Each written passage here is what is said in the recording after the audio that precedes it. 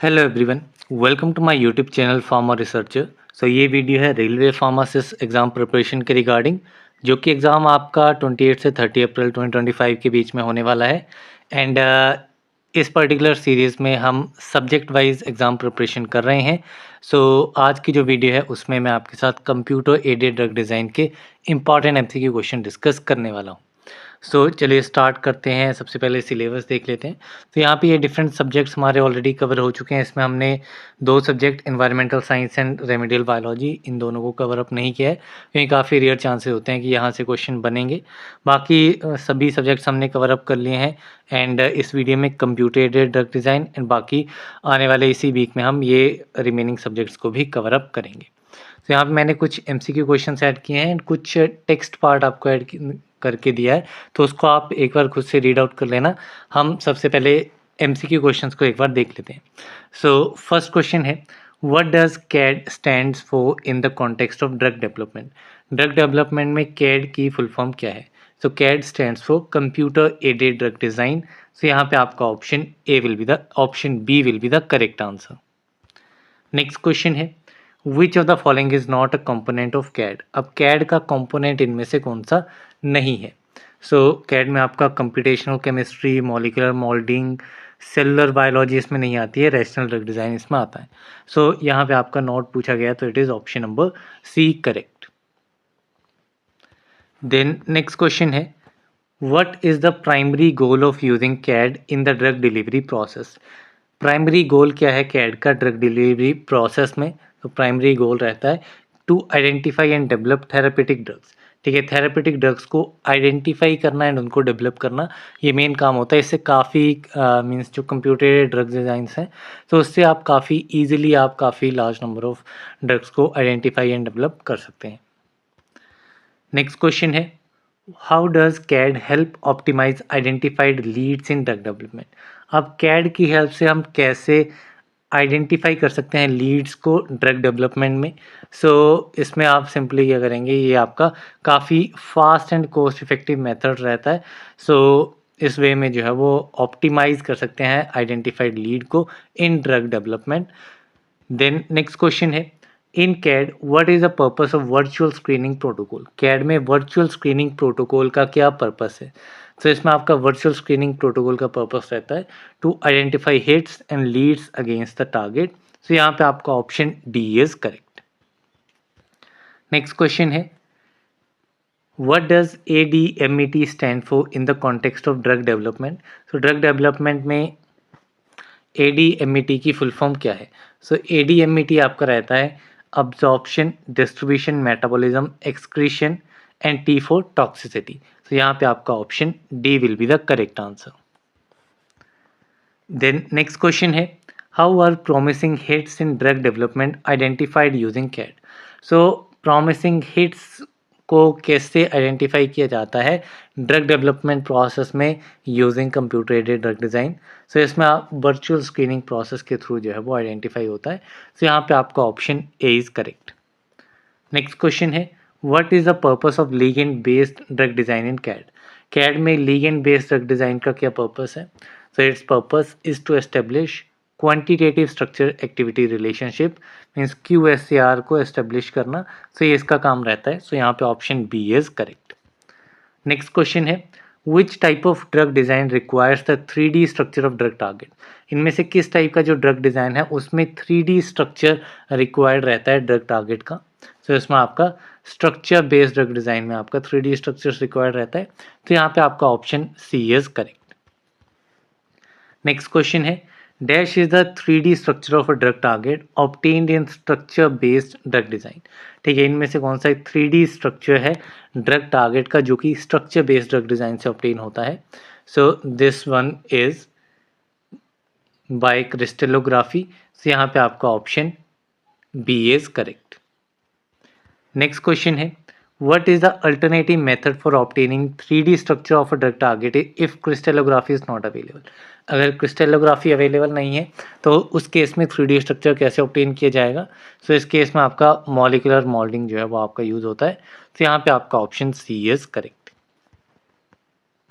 Next question है, QSAR method involve. QSAR की full form क्या है? It is quantitative structure activity relationship.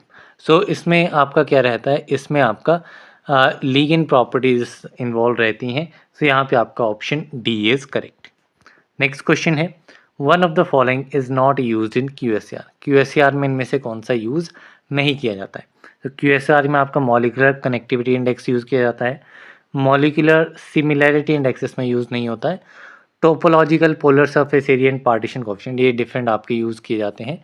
सो यहाँ पे आपका ऑप्शन बी जो है वो करेक्ट आंसर रहेगा। नेक्स्ट क्वेश्चन है, one of the following is a quantum chemical parameter. इनमें से क्वांटम केमिकल पैरामीटर कौन सा है? तो क्वांटम केमिकल पैरामीटर में आपका हाईएस्ट ऑक्यूपाइड मॉलिक्यूलर ऑर्बिट आएगा। सो यहाँ पे आपका option C will be the correct answer. Next question है, which of the following is analogous to sigma constant. इनमें से सिग्मा कांस्टेंट का एनालोगस कौन सा है? सो सिग्मा कांस्टेंट का एनालोगस है पी के ए। सो यहाँ पे आपका ऑप्शन सी इज करेक्ट। तो जो भी ये आपके कांस्टेंट वैल्यूज़ हैं या डिफरेंट पैरामीटर्स रहते हैं, सो इसको जो मैंने आपके पीडीएफ ऐड की हुई है तो उसमें आपको मिल जाएगा, ठीक है, टेक्स्ट पार्ट में, वहाँ पे आपको ये सारे पैरामीटर्स मिल जाएंगे। उसको एक बार डेफिनेटली रीड आउट कर लेना, क्योंकि इन पैरामीटर से क्वेश्चन बनने के चांसेस काफ़ी हाई रहते हैं।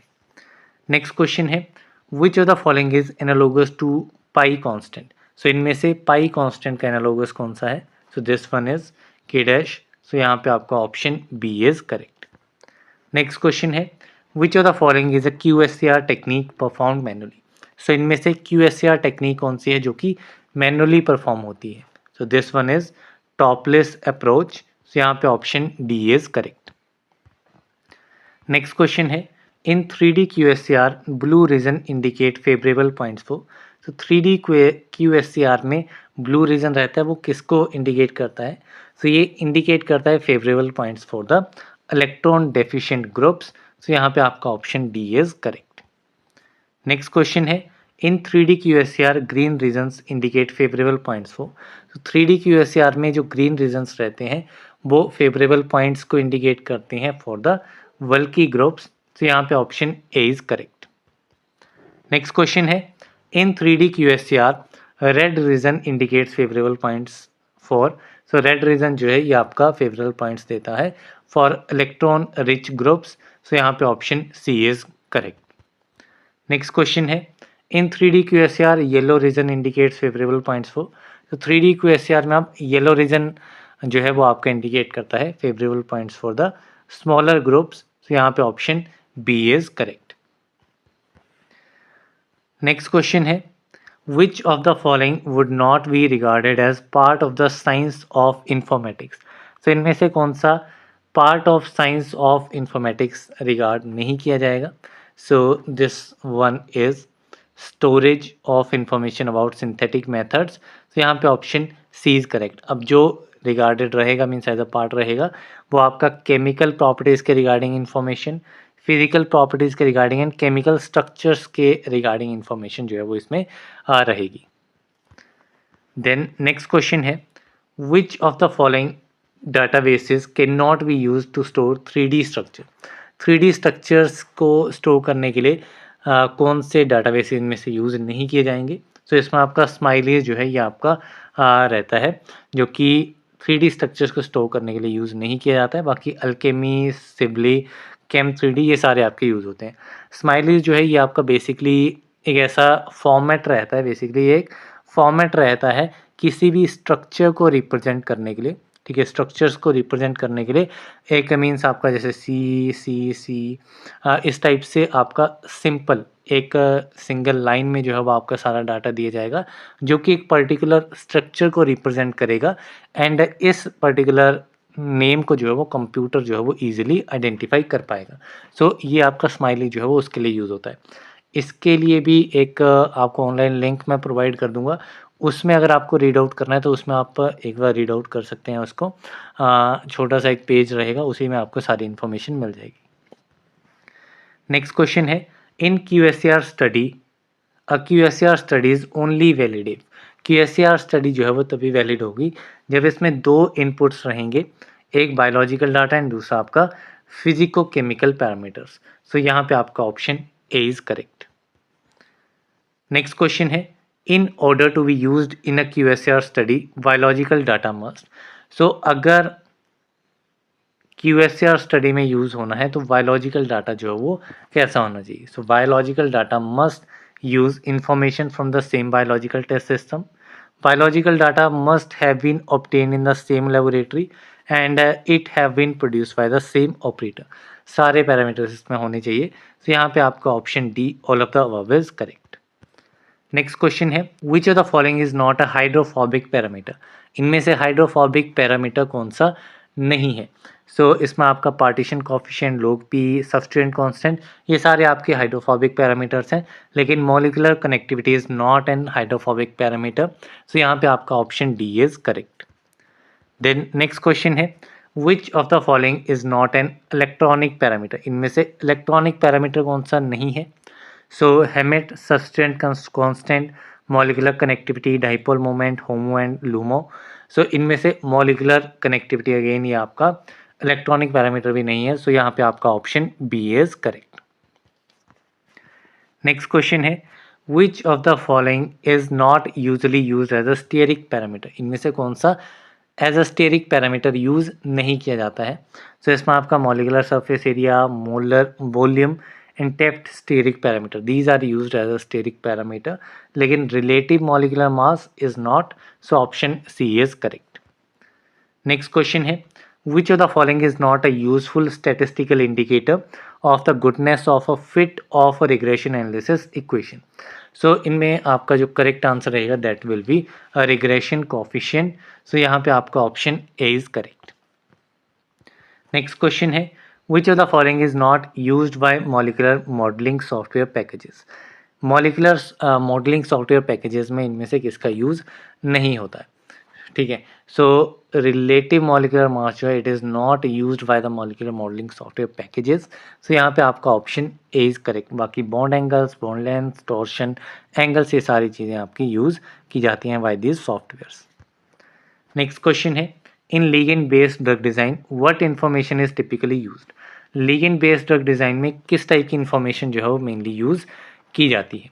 तो इसमें आपकी information of non active and inactive molecules जो है वो ये आपकी यूज़ होती है। सो यहाँ पे आपका option A is correct. Then next question है which of the following is not a type of CAD technique mention in the essay. Essay में मेंशन की गई इनमें से कौन सी कैड टेक्निक नहीं है।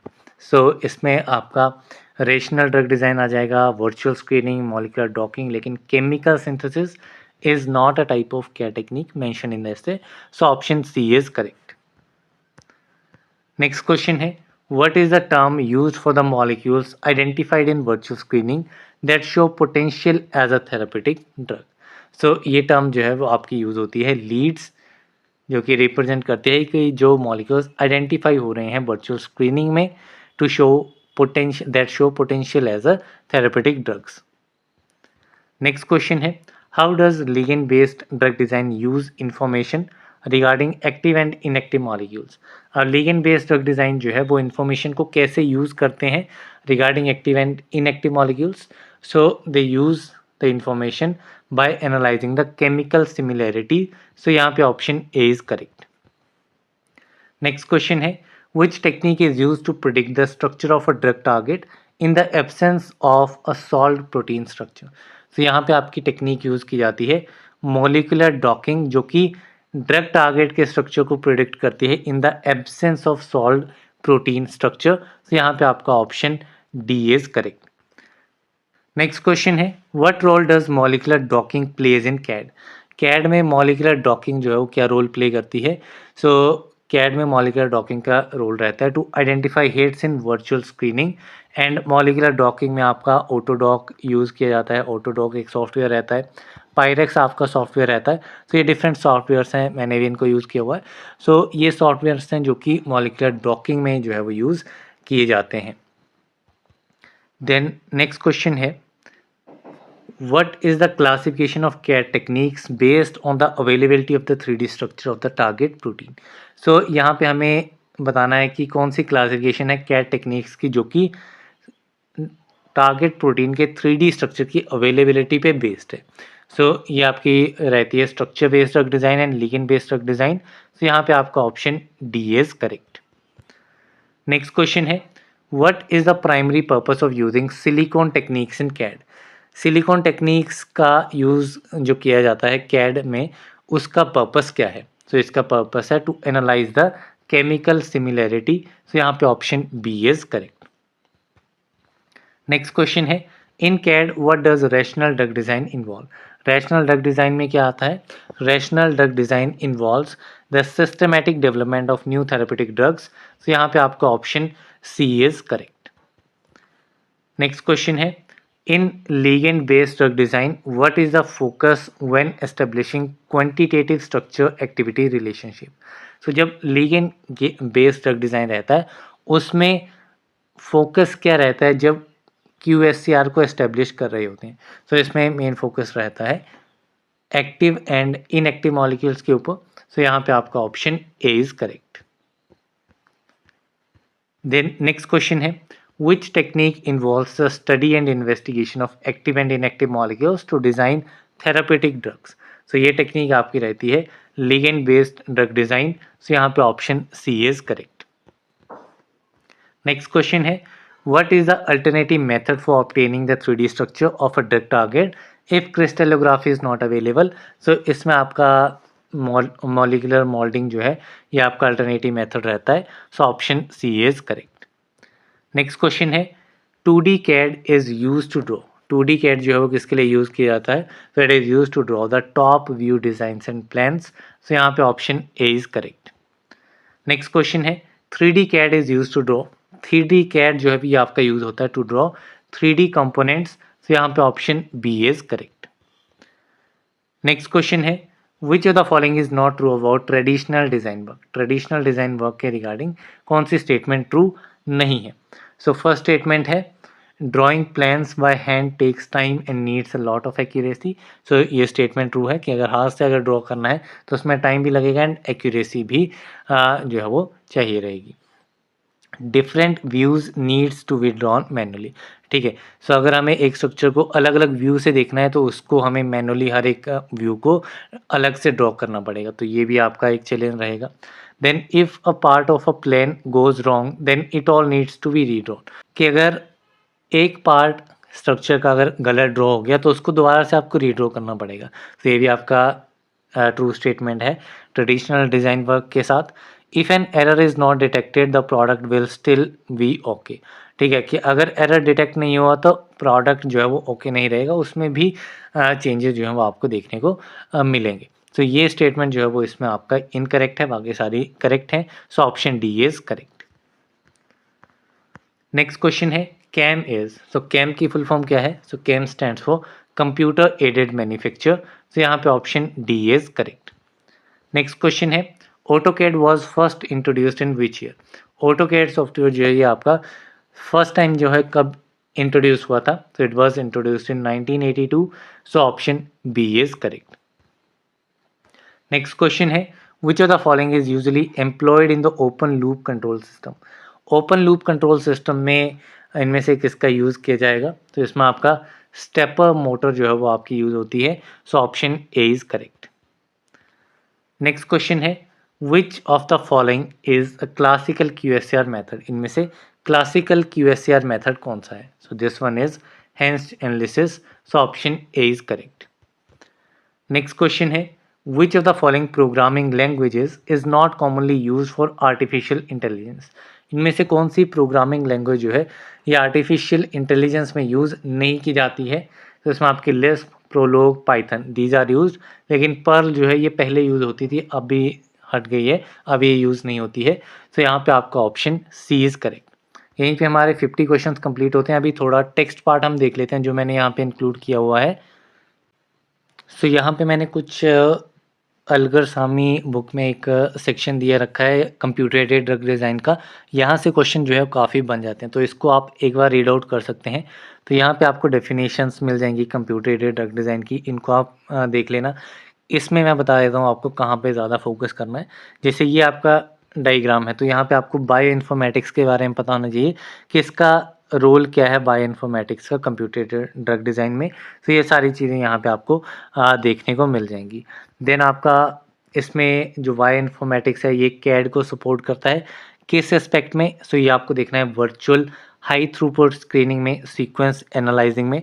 इन जो यहाँ पे स्टेटमेंट्स दी गई हैं इनको एक बार आप रीड आउट कर लेना, जस्ट एक रीडिंग लगा लेना ताकि थोड़ा सा मेमोराइज आपको हो जाए। देन होमोलॉजी मॉडलिंग में ये यूज़ होती हैं, सिमिलैरिटी सर्चेज में, इस पे हमने क्वेश्चन भी देखा था सिमिलैरिटी सर्चेज पे, ड्रग लीड ऑप्टिमाइजेशन में, फिजिको केमिकल मॉडलिंग में, drug bio availability and bio activity में। सो ये सारी चीज़ें हैं। देन फेजेस कौन कौन से हैं कैड के, तो इसमें आपका structure based drug design, ligand based drug design, ये आप देख लेना।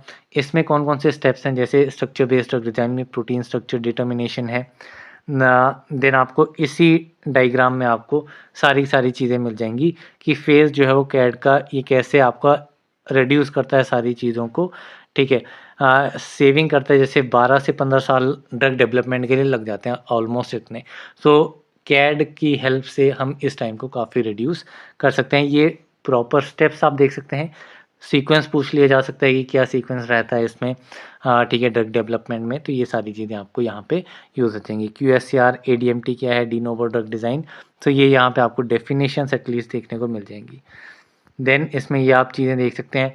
बाकी डॉकिंग में आपका ऑटो डॉक यूज़ होता है। फ्लेक्सिबल डॉकिंग क्या है, सो इसमें आप बेसिकली ये स्ट्रक्चर्स या एल्गोरिदम्स यहाँ पे आप देख सकते हैं कौन से सॉफ्टवेयर्स यूज़ होते हैं, जैसे चीफ्लेक्स एल्गोरिदम है, ठीक है, ची रोटो एल्गोरिदम है। तो ये डिफरेंट एल्गोरिदम्स हैं, इनके नाम आप स्टडी कर लेना कौन कौन से आपके यूज़ होते हैं।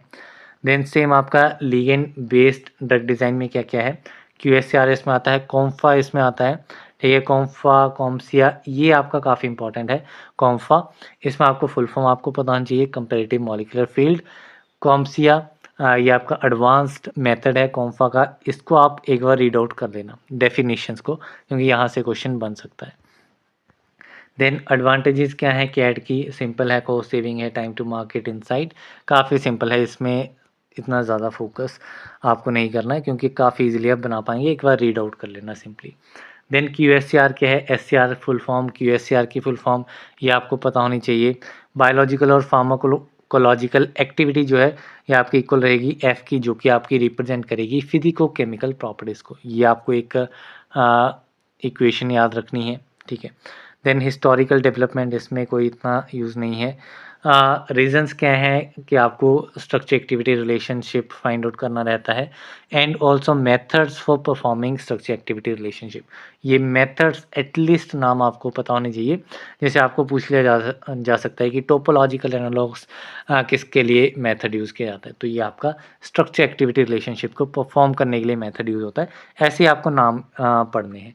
बाकी ये जो है ये वाला पॉइंट आपका काफ़ी इंपॉर्टेंट है। पैरामीटर्स गवर्निंग QSCR, कौन कौन से पैरामीटर्स हैं, इसके मैंने कुछ क्वेश्चन यहाँ पे आपको डाले भी थे, तो वहाँ से आपको थोड़ा बहुत पता लग जाएगा। सो बाकी आप ये नाम आपको एटलीस्ट पता होने चाहिए, जैसे इलेक्ट्रॉनिक पैरामीटर्स में कौन कौन से आते हैं, स्टेरिक पैरामीटर्स में कौन कौन से आते हैं, पार्टीशन कोएफिशिएंट में कौन कौन से आते हैं, तो ये सारे के सारे आपको स्टडी करने हैं। बायोलॉजिकल रिलेशनशिप में कौन कौन से आते हैं, ठीक है। इसमें आपका हेंस एनालिसिस काफ़ी इंपॉर्टेंट है, प्रीवियसली इस पे क्वेश्चन पूछा गया है ड्रग इंस्पेक्टर एग्ज़ाम में। अब भी ये प्रीवियस ईयर एक एग्ज़ाम हुआ था आई थिंक गुजरात का, उसमें पूछा गया था direct question. Free Wilson analysis ये भी आपका काफ़ी इंपॉर्टेंट है। इसके अलावा आपको क्या स्टडी करना है, इसके अलावा जैसे ये आपकी हेमेट कांस्टेंट है, क्या किससे इसको रिप्रेजेंट किया जाता है, ये सिंबल्स आपको स्टडी करने हैं। टेफ्ट सब्सटेंट कांस्टेंट है, इंडक्टिव सब्सटेंट कांस्टेंट है, वैसे ही स्टेरिक पैरामीटर्स में आ जाएंगे, मॉलिक्यूलर कनेक्टिविटीज़, ये सारी आपको स्टडी करनी है। देन वेंडर वॉल्स डायमेंशंस, पैराकोर, ये सारी चीज़ें आपको पता होनी चाहिए, ठीक है। इसके अलावा हेंस सब्स्टिट्यूएंट कांस्टेंट्स, बाकी जो हेंस एनालिसिस है ये काफ़ी इंपॉर्टेंट है, ये आप रीड आउट कर लेना इसको एक बार। देन आपका बाकी चीज़ें तो सिंपल हैं, and Hansch analysis, Ferguson, Free Wilson analysis, this one is also important, Free Wilson analysis. बाकी मिक्स्ड अप्रोच है जो कि आपकी Hansch analysis and Free Wilson analysis दोनों को यूटिलाइज़ करती है। एडवांटेजेस क्या हैं QSR की, डिसएडवांटेजेस क्या हैं। तो ये सारी चीज़ें आपको पता होनी चाहिए। बाकी बेसिक रिक्वायरमेंट्स क्या हैं ये आप एक बार रीड आउट कर लेना, बेसिक रिक्वायरमेंट्स भी आपकी इंपॉर्टेंट है। बाकी यहाँ पे ये कुछ टर्म्स दी गई हैं, इनकी आप full form definitely read out कर लेना, क्या क्या फुल फॉर्म्स हैं। PCA क्या है, प्रिंसिपल कंपोनेंट एनालिसिस, वैसे ही genetic partial least course and these other terms. इसके अलावा यहाँ पे ये चीज़ें इंपॉर्टेंट आती हैं, क्लासिकल और 2D QSR एनालिसिस। इसमें क्या क्या चीज़ें हैं, किस चीज़ को आप स्टडी करते हैं वो आपको पता होना चाहिए। QD में क्या, 2D में क्या करते हैं, 3D में क्या करते हैं। जैसे कॉम्फा है ये आपकी 3D में आती है, कॉम्सिया है, MSA है, कॉम्पास है, ये सारी आपकी 3D में आती हैं। तो ये आप एक बार देख लेना। कॉम्फा मैंने आपको क्वेश्चन में ही बताया था कि आपकी काफ़ी इंपॉर्टेंट है, तो इसको यहाँ पे आप रीड आउट करना, या यहाँ पे एक फ्लो डायग्राम दिया गया है 3D QSR एनालिसिस का, कैसे कैसे होता है, काफ़ी सिंपल है, इसमें आपको ज़्यादा रीड आउट नहीं करना है। बाकी यहाँ पे आपके डिफरेंट स्टेप्स दिए गए हैं जो कि एक अच्छा मॉडल डेवलप करने के लिए रहते हैं। तो ये एक बार आप स्टेप्स सीरियल वाइज देख लेना कैसे कैसे प्रोसेस होता है। बाकी यहाँ पे कॉम्सिया दिए गए हैं, तो इसको एक बार डेफिनेशन इसकी पढ़ लेना। तो ये डिफरेंट टेक्स्ट मैंने आपको ऐड किया, अगर आपके पास लेटेस्ट बुक है तो आप वहाँ से स्टडी कर लेना, अगर नहीं है तो ये वाली PDF में सिंगल रीडिंग, ठीक है, आपके 20 से 25 मिनट लगेंगे, एक सिंगल रीडिंग लगा लेना, बस आपका काम हो जाएगा। सो या that's all for this video. मिलते हैं अगली वीडियो में, तब तक के लिए थैंक यू वेरी मच।